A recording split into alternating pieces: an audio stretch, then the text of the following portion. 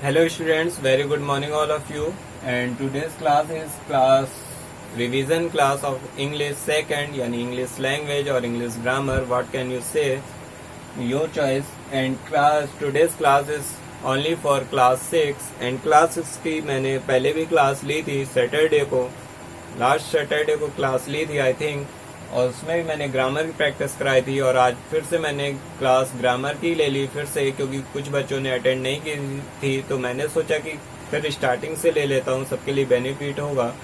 और English literature की बात रहेगी तो उसमें मैं एक्सरसाइज आपको जल्दी से ही प्रोवाइड करा दूंगा सारी, तो आप उसको अपना पढ़ लीजिएगा। और अगर कोई प्रॉब्लम होती तो इंग्लिश लिटरेचर की क्लास ले ली जाएगी, और नहीं होती तो मैं आपको एक्सरसाइज दे दूंगा। और क्योंकि इंग्लिश सेकंड में प्रैक्टिस बहुत ज़रूरी है, इम्पॉर्टेंट है, इसलिए मैं इंग्लिश सेकंड की क्लास आपकी ले रहा हूँ। और अगर नॉर्मल रहता है तो मैं इंग्लिश फर्स्ट की भी क्लास ले लूँगा अगर ज़्यादा दिक्कत होती। वैसे मैं आपको एक्सरसाइज प्रोवाइड करा दूँगा, उसी पर ही मैं वर्क कर रहा हूँ और आपको जल्दी से प्रोवाइड करा दूँगा। और भी क्लास लेनी रहती तो टाइम की थोड़ी शॉर्टेज होती है। सो चलिए क्लास 6 का स्टार्ट करते हैं। कुछ बच्चे जो क्लास देखेंगे वो पहले भी देख चुके हैं, उनको मैंने कुछ क्लास में कुछ चीज़ें बताई थी, तो उनके लिए तो बेनिफिट होगा, रिवीजन हो जाएगा एक बार फिर से। और जो नए स्टूडेंट्स हैं वो केयरफुली क्लास को वॉच करेंगे। और रूल मैं बता दूं, मैं जहां भी बोलूँगा क्लास के बीच में कि आपको नोट डाउन करना है, तो आप प्लीज़ वीडियो को पॉज करेंगे और नोट कर लेंगे। और वन एंड लास्ट थिंग कि आप इस वर्क को यानी रिवीजन वर्क को प्लीज़ फेयर कॉपी में मत नोट करिएगा, सब्जेक्ट की कॉपी में मत नोट करिएगा। आपके पास जो भी रफ कॉपी अवेलेबल है उस पर आप नोट करिएगा, क्योंकि ये जो क्लास है it is only for revision class. ठीक है, ये रिवीजन क्लास है, सो ये कोई आपका पर्टिकुलर वर्क नहीं कि आपको कहीं नोट करना है फेयर कॉपी में, सो प्लीज़ फेयर कॉपी में मत नोट करना। एंड जो न्यू स्टूडेंट्स हैं वो अपने स्कूल्स के ये जो ई लर्निंग प्लेटफॉर्म आपको प्रोवाइड कराया गया है, ई विद्यार्थी, इसमें जरूर ऐड हों। स्कूल्स का जो आपके लिए चल रहा है इसमें जरूर ऐड हों। ऐसे क्या होगा कि जो स्टूडेंट्स नए न्यू आते हैं उनको प्रॉब्लम होती है कि क्लास नहीं मिली सर, तो जो स्टूडेंट्स ले चुके हैं जो ऐड हैं वो उनको क्लास प्रोवाइड करा सकते हैं कि हाँ ये लो क्लास आप अटेंड कर लो, मैंने अटेंड की थी। इसलिए प्लीज़ आपको क्लास के साथ ऐड होना है, स्कूल के साथ ऐड होना है। ओके, सो क्लास को स्टार्ट करते हैं। और मैंने देखा फर्स्ट चैप्टर आपका है सेंटेंस। सेंटेंस की मैंने डेफिनेशन बता दी थी। A sentence is a group of words that make complete sense. Sentence आपका फर्स्ट चैप्टर है और सेंटेंस की डेफिनेशन होती है। सेंटेंस की डेफिनेशन क्या होती है? A sentence is a group of words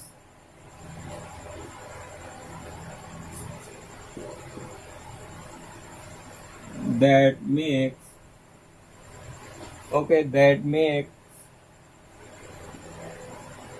complete sense. Okay, अब मैं आपको एक एग्जांपल के थ्रू बता देता हूँ। एग्जांपल क्या हो जाएगा? फॉर एग्जांपल मैं लिखूँ अ सिस्टर, आपकी बुक में दिया हुआ है, अभी मैं आपको एक्सरसाइज बताऊंगा इसी से related. My lie tells never. Okay, uh sister my lie tells never. So देखिए अब मैंने क्या डेफिनेशन क्या बताई, sentence is a group of words that makes complete sense. अगर आप इस सेंटेंस को पढ़ेंगे sister my life tells never, आपको ऑड लगेगा, कोई सेंस नहीं लगेगा, इसलिए ये जो सेंटेंस है ये क्या है, रॉन्ग है। अब इसको हम लोग अरेंज कर लेते हैं। एक सेंटेंस को जब भी अरेंज करना होगा तो फर्स्ट थिंग आपको ध्यान रखना है कि सब्जेक्ट इंपॉर्टेंट होता है। किसी भी सेंटेंस का हेड वर्ड जो होगा वो सब्जेक्ट होता है। अब इसमें सब्जेक्ट अगर हमें आइडेंटिफाई करना है तो सब्जेक्ट क्या है, माई सिस्टर, तो आप लिखेंगे माई सिस्टर। और एक और इम्पॉर्टेंट थिंग्स कि आपका जो सेंटेंस होगा उसका फर्स्ट वर्ड का फर्स्ट लेटर कैपिटल होना चाहिए। ओके, सो माई सिस्टर, उसके बाद देखिए सब्जेक्ट हो जाएगा। सब्जेक्ट के बाद आपको वर्ब या वर्ब में हेल्पिंग वर्ब या मेन वर्ब जो भी है, तो my sister. Okay, so verb क्या है, टेल्स, बोलना, टेल्स। टेल से पहले देखिए, टेल से पहले आपका जो नेवर दिया है ठीक है। नॉट अभी मैं बताऊंगा कैसे निगेटिव चेंज होता है। सो नेवर टेल्स और then object a lie. Okay, अब देखिए आप इसको पढ़ेंगे तो आपको एक सेंस समझ में आएगा, और ये सेंस की वजह से ये क्या है, करेक्ट सेंटेंस ये my sister never tells a lie. Okay, so I hope आपको अब क्लियर हो गया होगा कि क्या करना है। और मैं आपसे इससे रिलेटेड क्वेश्चन मैं आपको अभी बताऊंगा एक्सरसाइज में भी। एक्सरसाइज भी आपकी इसी पे बेस्ड है रीअरेंज करने के लिए, और मैंने आपको एक्सरसाइज से पहले ही एक्सरसाइज के बारे में बता दिया है। सो प्लीज आप इसको नोट कर लीजिए। और इसका अपोजिट एक और होता है, सेंटेंस का अपोजिट होता है फ्रेज, यानी फ्रेज में इनकम्प्लीट होगा, सेंस इनकम्प्लीट होगा। ओके, ऐसा सेंटेंस होगा जिसमें सेंस इनकम्प्लीट होगा। जब सेंस इनकम्प्लीट हो तो फ्रेज होता है, सेंस कंप्लीट हो तो सेंटेंस होता है। Clear? So please note down, और जब भी मैं बोलूँ नोट डाउन करना है तो आपको वीडियो को फ्रीज करना है और पॉज करना है। फ्रीज और पॉज सेम होता है, सिनोनिम्स होते हैं, तो प्लीज ये मत सोचना है फ्रीज वर्ड यहाँ पे ऑप्शन नहीं आ रहा है। सो पॉज और फ्रीज सेम होता है। पॉज करना है एंड इसको नोट करना है। अब मैं आपको चलता हूँ सीधे एक्सरसाइज पे, कैसे एक्सरसाइज आएगी और वो मैं बताता हूँ।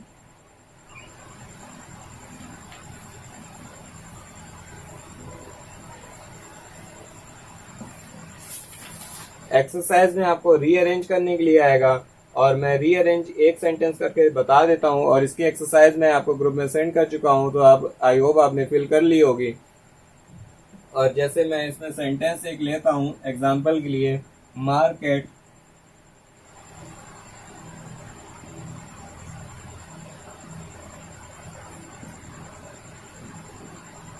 Market okay will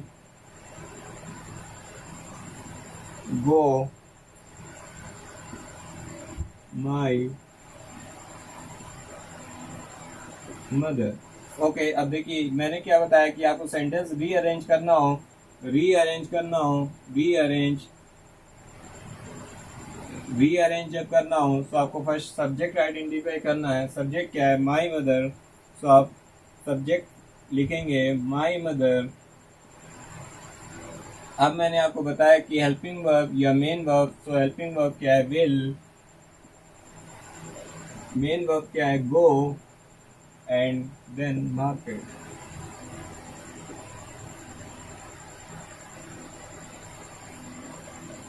okay, so क्या हो जाएगा? My mother will go market. Clear है?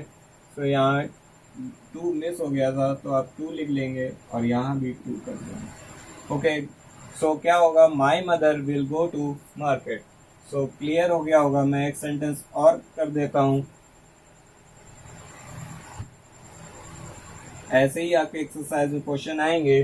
Daily go to I office. तो आप इसमें कैसे करेंगे? देखिए सब्जेक्ट क्या है? आई।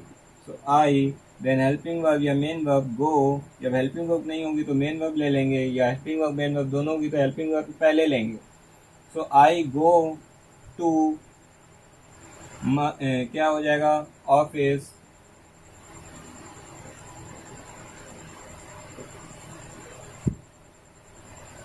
Daily.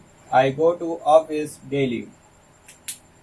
Clear? I go to office daily. So आप इसको नोट कर लीजिए, और ऐसे ही रिलेटेड आपके क्वेश्चंस आ सकते हैं एग्जाम में, तो मैंने आपको ये बताना है। सो आप नोट करेंगे पॉज करके, और मैं चलता हूँ नेक्स्ट क्वेश्चन पे।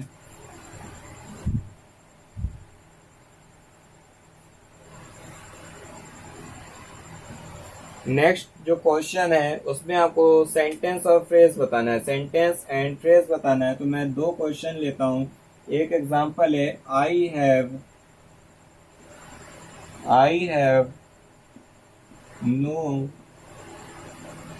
अम्ब्रेलास। एंड नेक्स्ट जो है वो क्या है?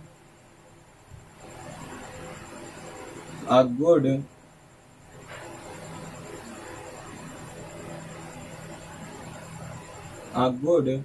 डॉक्टर।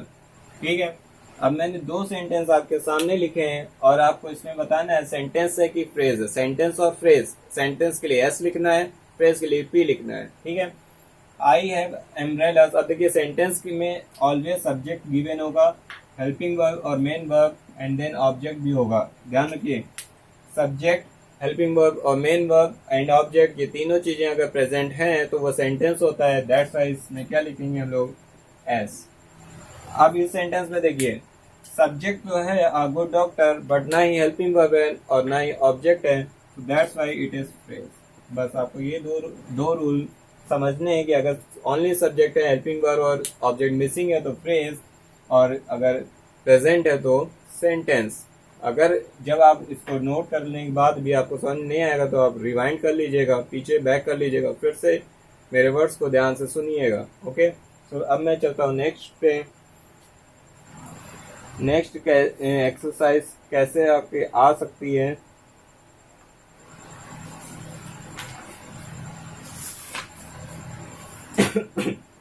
सॉरी।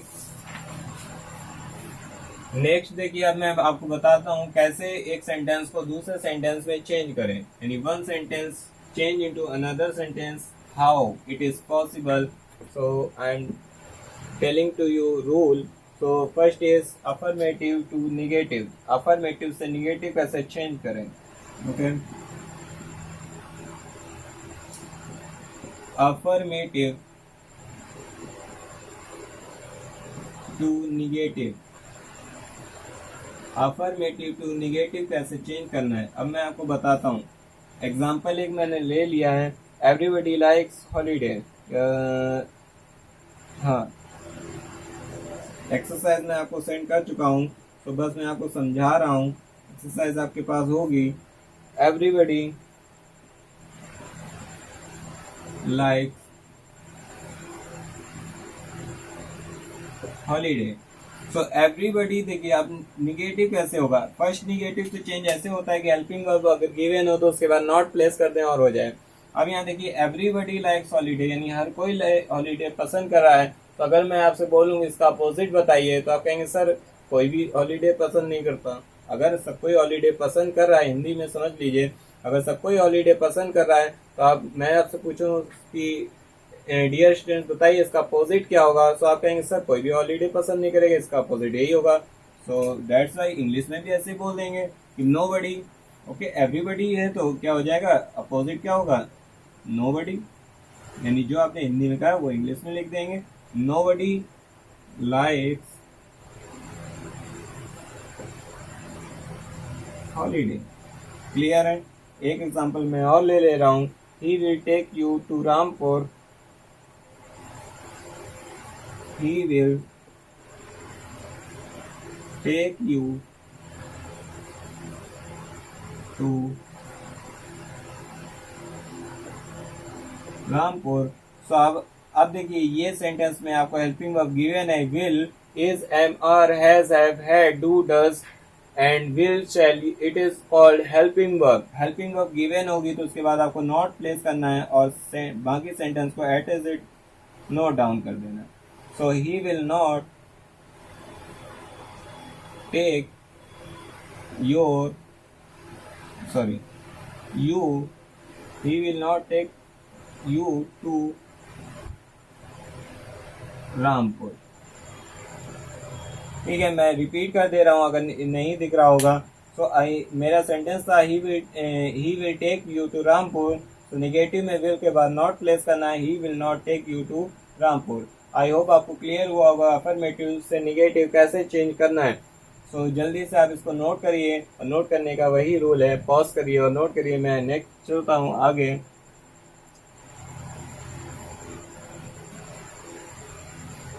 ऐसे ही निगेटिव टू अफर्मेटिव आ जाता है तो उसमें बस सारे रूल जो मैंने अभी इसमें बताए हैं उसके बस सारे रूल अपोजिट कर देंगे। अपोजिट कर देंगे तो आपको क्या हो जाएगा, पता चल जाएगा कि निगेटिव से अफर्मेटिव और अफर्मेटिव से निगेटिव कैसे चेंज करते हैं। ठीक है, तो मैं आपको बताता हूँ subject and predicate. Subject and predicate, देखिए मैं आपको बता दूं, सेंटेंस के जो टू पार्ट्स होते हैं, सेंटेंस के पार्ट्स टू होते हैं, सब्जेक्ट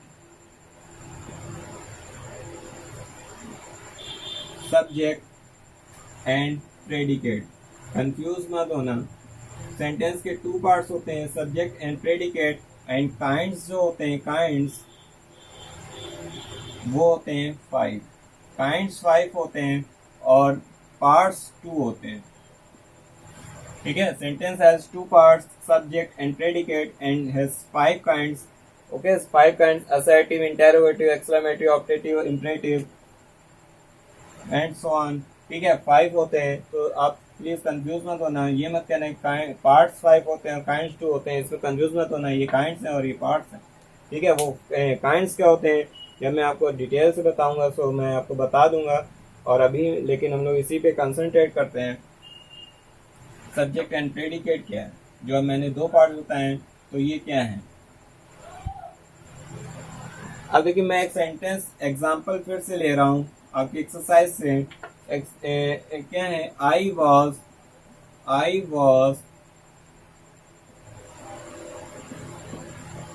गोइंग टू मार्केट। अब देखिए, इसमें सब्जेक्ट जो है वो ये होता है, सब्जेक्ट क्या है, आई सब्जेक्ट है, okay, and rest of sentence is predicate.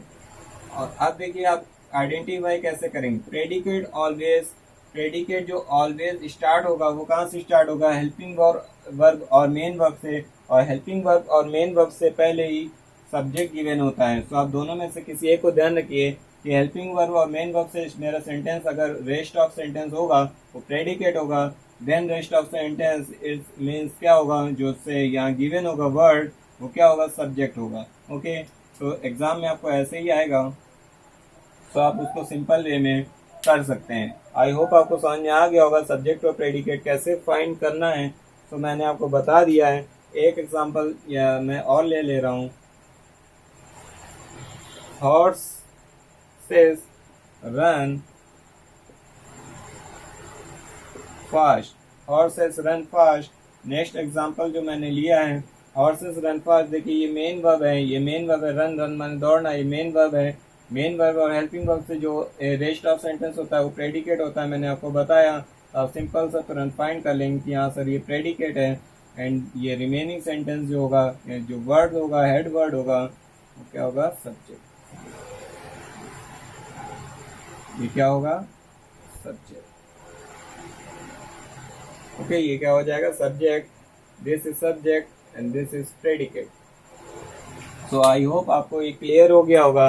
इसके बाद आपका सेकेंड चैप्टर जो है वो नाउन है।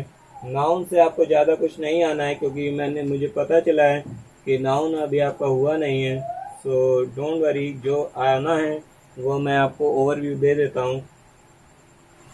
सो चलिए आप नोट करिएगा, इसको नोट करने के रूल वही है, मैं आपको पहले ही बता चुका हूँ, और इसके आगे चलते हैं।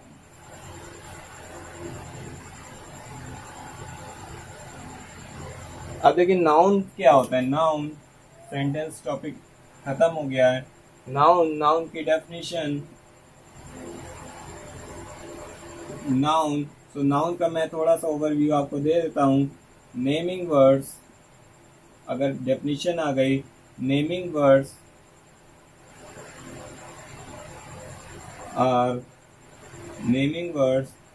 आर कॉल्ड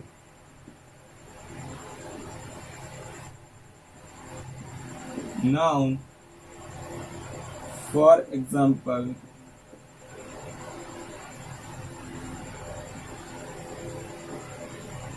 Rohit, USA,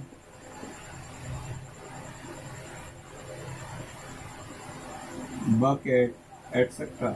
आप कोई भी एग्जांपल ले सकते हैं, पर्सन या प्लेस और थिंग्स में किसी का भी एग्जांपल ले सकते हैं, तो आपको कंफ्यूज नहीं होना है। ये नाउन के डेफिनेशन, यानी जो भी चीज़ों का हम नाम ले सकते हैं वो सारे नाउन्स होते हैं।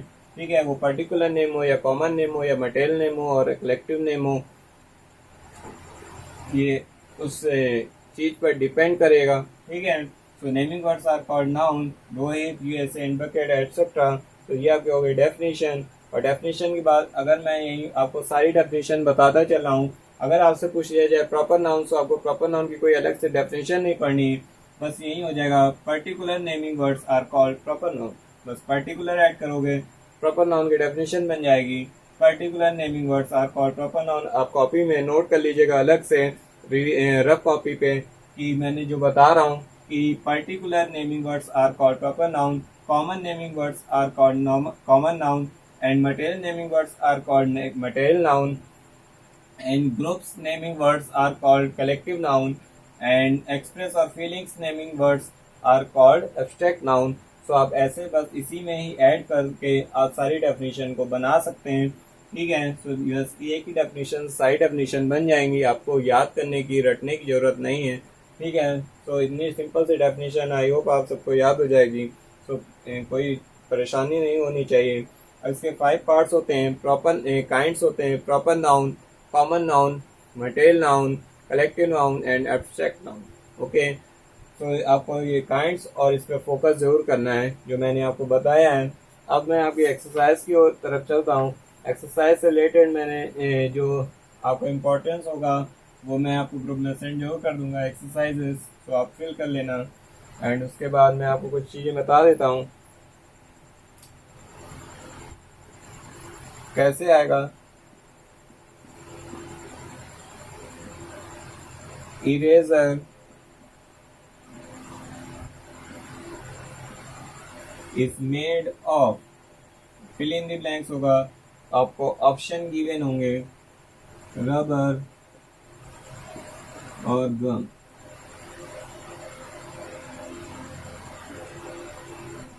एक ऑप्शन में आपको एक सेलेक्ट करना होगा और फिल करना होगा। एक एग्जांपल और मैं ले लूं,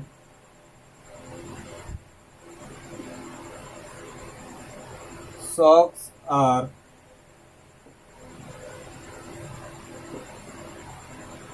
made of, और इसमें ऑप्शन आपको गिवन होंगे